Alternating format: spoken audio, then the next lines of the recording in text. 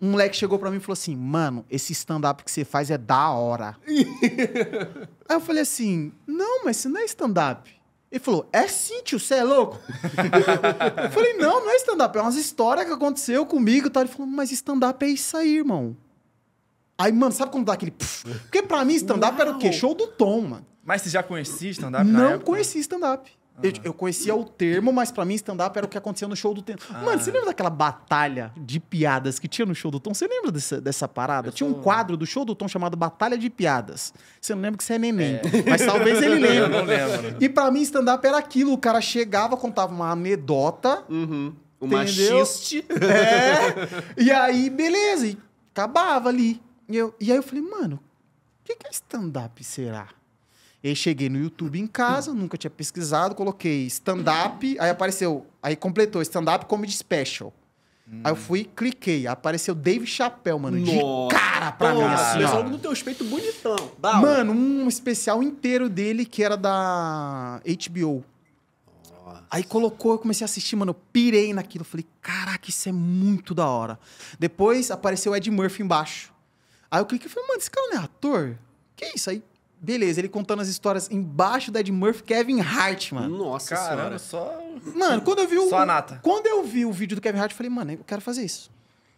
Vou procurar como fazer stand-up. Aí apareceu um monte de livro, mano, eu li tudo que era livro de stand-up na época. Dos gringos ou dos BR? Dos gringos, Jill de Carter, li, Jerry Seinfeld eu li. Nossa. E aí, beleza, aí acabou os livros, comecei a assistir documentário de comédia, mano. Mas isso era que ano? 2010, Isso, por aí? cara, não, isso era 2017. 1930. 17. Brooklyn, 1900. E aí, 2017, mais ou menos. Ah, tá. E aí o YouTube já tinha aquele negócio, né? De traduzir e Sim. tal. Então, eu começava a pegar um monte de documentário da gringa de comédia e traduzia. Aham. Então, eu ficava assistindo e tal. Porque, assim, era documentário, só que os caras davam aula, né, mano? Todas as vezes... Até hoje. Eu vim pra cá estudando, inclusive, no avião. Que Então, maneiro. tipo assim, eu até hoje estudo muito. Porque, mano, cada documentário que lança tem um novo... Que eu terminei de assistir, que é do Kevin Hart com o Chris Rock, que é só os headliners que fala. E eles vão contando a caminhada deles na comédia. E aí, nisso, você pega uns ganchos. Nossa, isso aqui os caras fazem. Olha isso aqui os caras fazem. E aí, beleza, comecei a estudar pra caramba. E foi aí que eu descobri stand-up de verdade.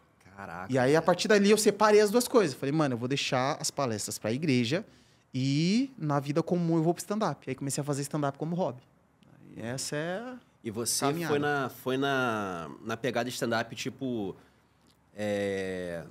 lugar qualquer, tipo... Geral. Comedy Club, Sim. barzinho e tal? Sim. Ou tu já entrou, tipo, enviesado direto, pô, na igreja? Eu fazia stand-up geral, só que era stand-up limpo, né? Então, por ter essa pegada da igreja, tipo assim, eu fazia stand-up sobre aquilo que eu achava engraçado. Sim, justo. Então, era comédia limpa. Mas nessa E aí- época que você começou, já tinha os nichos já igual... Não tanto igual tem hoje, mas já tava mais nichado ou ainda tava na fase do geralzão mesmo? Não, cara, eu lembro. É porque assim, ó, o que aconteceu comigo foi um negócio meio que à parte. Aham. Porque eu não sabia que em 2017 a comédia stand-up tava estourando no Brasil. Sim. Eu não sabia, entendeu? E por quê? Porque eu fui pra gringa. Então, na minha cabeça, era um negócio... Tipo... Então, por exemplo, quando apareceu Quatro Amigos, assim, da primeira vez que eu vi, eu falei, nossa, caramba, olha esses caras, mano. Estão aqui. Entendeu? Então, mas eu me acostumei tanto a consumir comédia da gringa que nem comédia nacional eu consumo. Aham. Entendi. Entendeu? Então, assim, pra mim, é mais por eu ser um cara que era pobre, de favela, tava preocupado em sobreviver, eu não tinha esse acessão a ficar acessando as coisas e tal. Então, por isso que, quando eu cheguei, tava um estouro da comédia não cristã, não tinha... A comédia cristã não tinha estourado. Então, era Nem comédia... tinha ainda em 2017? Tinha, Já mas não tinha tinha? estourado. Ah, Entendeu? tá. Porque, por exemplo, já tinha o Jonathan Neymer que fazia. Acho que o Ah, Jonathan Neymer fazia sim. desde 2012. Ele é Mas antigão, ele é esse antigão. quem é? Da O onde? Jonathan Neymer, ele é comediante cristão, só que ele Mas faz daqui comédia... ou da gringa? Não, não. Daqui, É que é um nome meio É- gringo, então não sei dizer. É daqui, ele é daqui. Ah, ele é maneiro. de... Esqueci o lugar agora. Mas ele é de São Paulo, é um lugar de São Paulo, só que era... Só ele que era mais conhecido, mas a comédia em si, ela não tinha. Espalhado assim. né? Entendeu? Beleza. Me perdi no que eu tava falando. Tava falando sobre... beleza. Aí eu comecei a fazer comédia geral. Só que comédia limpa e tal. Sim. E aí conheci uns moleques que era muito bom, mano. E aí eu falei, pô, vou começar a andar com esses moleques e tal. A gente formou um grupo. Ah, que Maneiro. Beleza, que é o Pablo Calais, mano, cara muito bom, Luan Ferreira, muito bom, Gabriel Azarias, que é meu brother até hoje e tal. Top. Só que aí, beleza. Quando eu comecei a andar com os moleques, era uma comédia mais cristã, mais geral. Voltada pro cristianismo. Porque eles também são dessa área. É, aí eu falei, pô, que legal, mano, os caras fazem comédia pra igreja. Aí eu meio que fui migrando, né, pra um texto mais evangélico, um negócio mais... E, inclusive, foi mais fácil pra mim fazer comédia cristã, que é o que eu faço hoje, né, voltado pras histórias da igreja, porque foram coisas que eu vivi, né. Sim. Então, tinha mais histórias pra contar. E aí eu comecei a andar com a molecada, só que aí eu percebi que não tava rolando legal, mano. Por quê? Eu fiquei desempregado um tempo. E aí, nisso que eu fiquei desempregado, eu fazia comédia como hobby, fiquei desempregado. E eu meio que... Me bateu aquele negócio de... Sabe como se Deus estivesse me dizendo, vai fazer o que você ama fazer? Sabe? Eu fiquei desempregado. Naquela semana surgiu 2 entrevistas que eu não me inscrevi, me chamaram. E aí, tudo bem e tal? A gente viu seu currículo aqui, muito bom. Tem como você vir? Eu falei, opa, bora. Lógico. Opa, a pobreza ainda tá aqui, meus amigos. Preciso de dinheiro, bora. Só que aí me veio esse sentimento. Não, vai se dedicar para aquilo que você ama fazer. Você ama comunicação. Por que você tá mexendo com planilha? Você fez publicidade, inclusive, Eu né? fiz... Não, eu trabalhava nessa área ali de trade e tal, mas eu não fiz publicidade. Eu fiz processos gerenciais, depois fazendo pós em comunicação, em outras coisinhas. Caramba. E aí, eu liguei pros caras com a entrevista marcada. Falei, irmão, eu não vou. Eu vou me dedicar para outro ramo. Sem nada, mano. Tipo assim, sem nada. A fé Mas é eu um sentia sonho. que Deus estava me levando para aquilo. Falei, mano, eu vou me dedicar. O cara, tá bom. Aí outro ligou. Falei, não, eu vou me dedicar para comunicação e tal. O cara falou, tá bom. Acabou as entrevistas ali. E aí, beleza. Aí comecei a me apresentar com os meninos e tal. Só que tem um negócio que me incomodava muito. Por quê? Eu, desempregado, dava mais prejuízo pros meninos do que lucro. Porque, assim, era um monte de comediante novo tentando sobreviver. Só que era o seguinte, eles tinham dinheiro, eu não tinha. Então, era sempre investido por 3 e repartido por 4. Comediante sem público, às vezes o prejuízo era... Pô, a gente investiu 600, voltou 350. Então, isso começou a me incomodar muito. Porque meio que eu... Tava sendo um peso Tava sendo ali. um peso pros meninos ali, né? E aí, beleza. O tempo foi passando. E tinha um negócio de eu não gostar também, cara. De eu não achar meu texto bom. Mas sabe? Isso aí é meio que assim, no início Eu gostou, assistia a minha apresentação e fazia assim... Mano, Não tá legal. não tá bom. Isso não tá bom. Só que, poxa, você preocupado em sobreviver, como é que você se dedicava pro texto? Aí foi onde eu cheguei pros meninos e falei, galera, ó, desejo muito sucesso pra vocês, mas eu tenho que me concentrar aqui, fazer acontecer, eu preciso trabalhar. Se eu quero viver disso, eu preciso que isso seja bom. Sim, Entendeu? isso é muito top. Beleza, aí eu saí do grupo e meus shows acabaram. Não tinha show, pô! Meu show era com os moleques, não tinha show. E aí, o que eu fui fazer? Uma coisa que eu aprendi na igreja que me fez muito bem nessa época foi... Eu tinha um professor de escola dominical que ele falava assim, a cada 1 hora que você tiver que falar na frente das pessoas, você tem que se dedicar 10 horas no secreto. Então, 1 hora de público é 10 horas de secreto. Falei, mano, eu vou começar a trabalhar meu show aqui em casa sozinho e já era. Mano, eu comecei a fazer show sozinho em casa. O espelho. Eu, a cadeira e o rádio. Tá ligado? Teve vezes que o rádio entrava no manto, eu terminava o rádio, tava... Falava, é isso aí, rádio, é nóis. Mano, eu comecei a trabalhar no show em casa, mano, sozinho, construir e tal. Aí surgiu uma oportunidade, eu levava 15 minutos desse show. Opa, gravava, anotava em casa, isso aqui tem que melhorar, isso aqui não tá bom, isso aqui... Voltava. Levava outros 15 minutos, opa, isso aqui... Voltava. Comecei a trabalhar no meu show. Tanto que eu tive a oportunidade de fazer um show solo uma vez, mano, foi 20 minutos de risada e 40 minutos de silêncio. Caramba. Olhei e falei, meu Deus, tá péssimo. Volta, e, mano, trabalhando. Até um dia em que eu fiz... um amigo meu me levou pra fazer um show na igreja dele e o show foi muito bom, mano. Só que assim, foi muito bom na visão de quem assistiu e foi bom na minha visão. Depois eu assisti e falei assim, mano, esse show tá bom. Esse show tá bom. E aí eu comecei só a recortar, trabalhar no show em si e escrever piada pra internet. Foi aí que eu comecei. Agora eu vou comer. Meu show tá bom, vou começar a escrever piada pra internet. Comecei a escrever piada. Beleza. E aí a coisa começou a acontecer Porque, assim, eu lembro que teve uma piada que eu escrevi imitando o Pastor Júnior Trovão. Vocês conhecem, já ouviram falar Já do ouviu Júnior falar Trovão? dele. Ele tem mó vozeirão, né, mano? Pelo nome... E aí tem um vídeo dele que ele fala assim...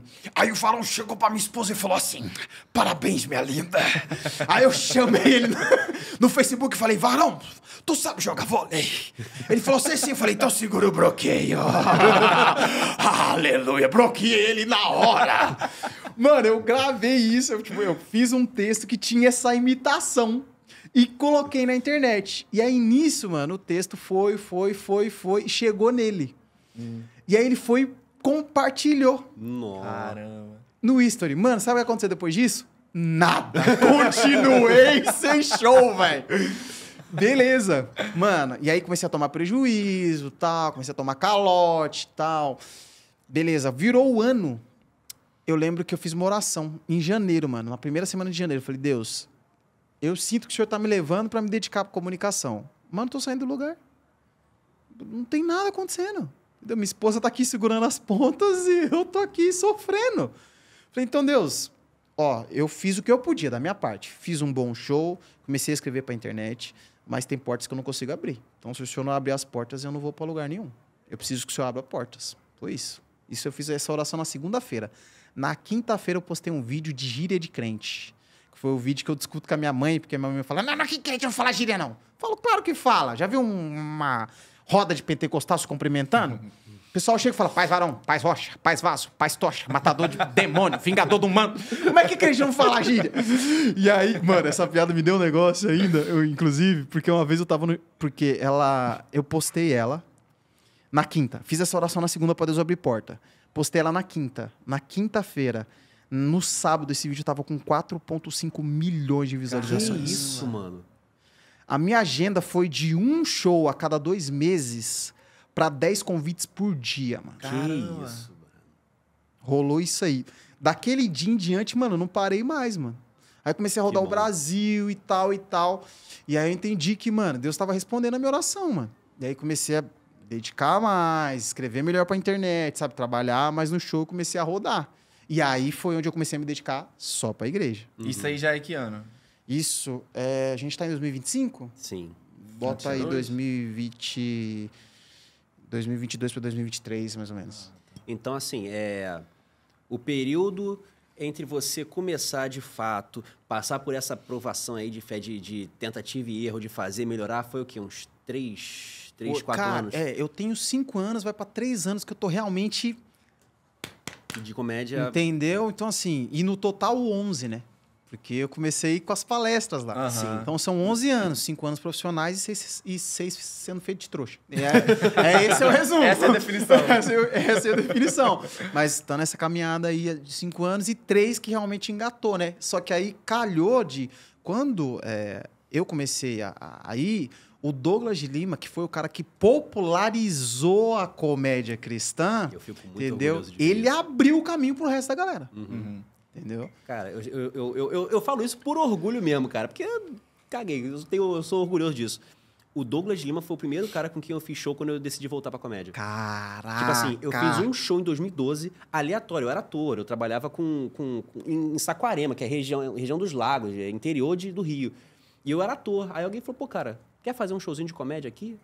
Eu só tinha visto no Comedy Central e tal, na Gatonete.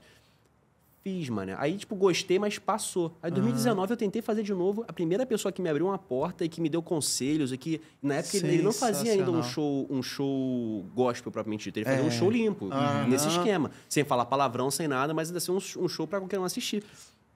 Foi ele, cara. E o maluco era muito acessível, muito gente boa comigo. Cara, ó, faz assim, pô, tô gostando do teu texto, tu tem que melhorar.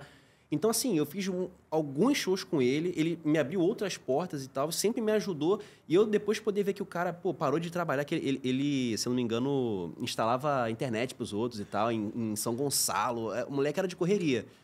E, pô, eu fui ver recentemente, assim, falei, cara, ele tá acho que tá com 5 milhões no Instagram, tá fazendo show nos Estados Unidos. Eu falei, caraca, Europa. Cara, Europa. De ver isso. É muito maneiro de você ver a galera que tá contigo, que tava sonhando contigo, tá voandão, sabe? É muito legal. Pô, cara, o Douglas, ele é um cara que ele tem admiração de todo mundo, porque ele é um cara gente boa. Muito gente boa. E ele é um cara que, tipo assim, ele abriu portas pra comédia em si, entendeu? A comédia cristã. Tanto Sim. que, cara, eu vou fazer show... Ele é o Thiago Ventura dos gospels. Que isso, se o Thiago Ventura foi responsável por popularizar, acho que a comédia não cristã, né? O Douglas Lima fez isso com a comédia cristã. Porque antes do Douglas Lima já tinha muito cara bom fazendo. Aham. Mas não popularizou. Popularizou. O Douglas Lima, ele trouxe esse negócio de você postar reels, sabe?